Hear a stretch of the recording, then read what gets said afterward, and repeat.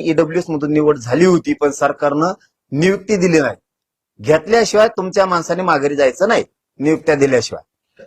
याला जोडून प्रश्न, एसीबीसीच्या पोरांचा सुद्धा असंच आहे. ज्यांच्या निवडी झाल्यात, ईडब्ल्यूचं आता सांगितलं, एसीबीसीच्या ज्या पोराच्या निवडी झाल्यात त्यांना नियुक्ती दिल्याने त्या पोरांनी सुद्धा आंतरवालीला आपण आपले अर्ज घेऊन यायचे. सगळ्या पोरांनी एक घर राहायला दुसरा शिष्टमंडळ फर्स्ट मंडळ नाही, प्रत्येक पोरांना आपण आपला अर्ज घेऊन यायचा आहे की आमची निवड झालेली पण आम्हाला नियुक्ती दिली नाही. खूप गंभीर विषय सांगतोय, तुमच्या भविष्याचा प्रश्न आहे. नसता त्याच्यानंतर तुम्ही जर आले नाही तर माया नावाने बॉम्बलायचं नाही, आमचं काम झालं नाही म्हणून. ही संधीचं सोनं सगळ्या पोरांनी करायचं. जर तुम्हाला येता येत नसेल, तुम्ही कुठं दुसरीकडे काम जॉब करीत असलात, तुमच्या घरच्यांना पाठवून द्या, पालकाला, भावाला, कोणाला पण की अर्ज घेऊन माझ्या भावाची निवड झाली पण दिलेली नाहीये.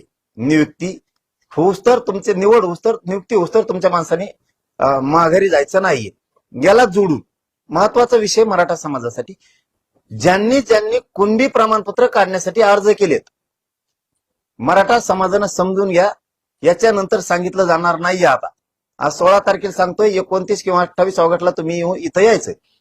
ज्यांची कुणबी नोंद सापडली त्यांना कुणबी प्रमाणपत्र दिलं नाही, त्यांनी कोणाकडे अर्ज केलाय, कोणत्या तालुक्याचा आहे, तुमचं नाव, कोणचा अधिकारी आहे, कोणत्या भाषेत तुमची नोंद सापडली, अधिकारी देत नाही, त्यांनी तिथं पण अर्ज द्यायचा आणि एक इकडं पण अर्ज घेऊन यायचा की आम्हाला प्रमाणपत्र दिलं नाही. तुमचं प्रमाणपत्र देऊस तर आंतरवालीतून तुम्ही माघारी जायचं नाही.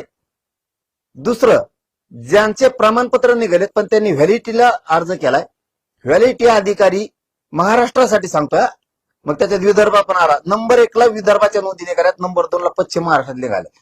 म्हणून गाफील कुणी राहू नका. आता आमचा नंबर लय लांब आहे. ज्यांनी व्हॅलिडिटीसाठी अर्ज केलाय पण जाणून बुजून अधिकाऱ्यांना व्हॅलिडिटी दिल्या नाहीत,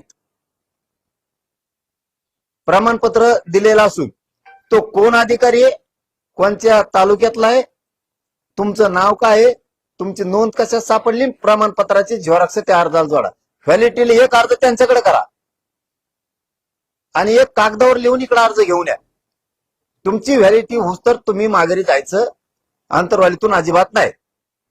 ज्या पोरांना ऍडमिशन घेतलीत कुणबीतून, व्हॅलिडिटी टाकले पण देत नाहीत, जे पोरं शिकत येत त्यांना जर आंतरवालीला अर्ज घेऊन येता येत नसेल तर त्यांनी येऊ नका.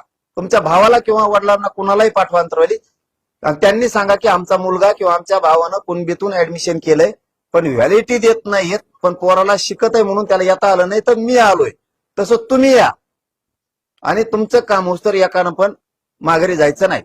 याचबरोबर ज्यांनी हैदराबाद गॅजेटनुसार अर्ज केलेत पण अधिकारी त्यांना कुणबी प्रमाणपत्र देत नाही, त्यांनी सुद्धा एक अर्ज तिथं करायचा आहे तुमच्या स्थानिक मराठवाड्यात प्रत्येक तालुक्यात, आणि एक अर्ज कागदावरती लिहून घेऊन यायचा आहे की आम्ही हैदराबाद गॅजेटेनुसार अर्ज केला होता, या तहसीलदारकडे किंवा तुम्ही कोणाकडे केलाय त्याच्याकडे, ही आमचा तालुका आहे, हा अधिकारी आहे, हा देत नाहीये आणि आमची नोंद या भाषेत सापडलेली. हे सगळं यावेळेस घेऊन यायचं, कोणीही मागं राहायचं नाही. याच्याच बरोबर महामंडळाअंतर्गत, अण्णासाहेब पाटील विकास महामंडळाअंतर्गत आतापर्यंत 450 कोटी रुपये वर्ग झालेत, पण ज्यांचे व्याज परतावे राहिलेत ना, सरकार म्हणतं व्याज परतावे राहिले नाही.